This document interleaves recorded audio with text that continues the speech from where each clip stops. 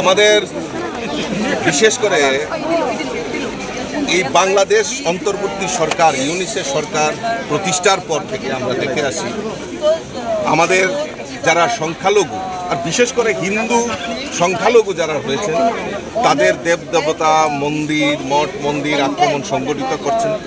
যারা এই ধর্মকাজের সঙ্গে যারা রয়েছেন তাদের উপর আক্রমণ সংগঠিত করছে, হিন্দুদের উপর আক্রমণ করছে। তৎসঙ্গে গত কয়েকদিন আগে আমাদের বিশ্বকবি রবীন্দ্রনাথ ঠাকুর উনার যে পৈতৃক বাড়ি শাহজাহানপুর বাংলাদেশে, সেখানে উনার যে বাড়ি রয়েছে সেটাকেও আক্রমণ করেছে।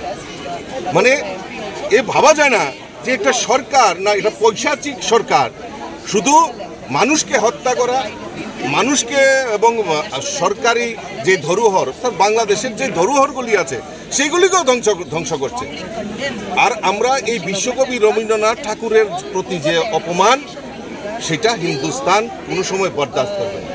তার জন্যই আমরা প্রতিবাদ করছি। আরও অবাক করার বিষয় যেই ইউনিস সরকার বাংলাদেশ সরকার এই ঘটনার পর এখন পর্যন্ত একটাও স্টেটমেন্ট দেয়নি। যারা অপরাধী তাদেরকে কোনো রকম ধরপাকড় করেনি।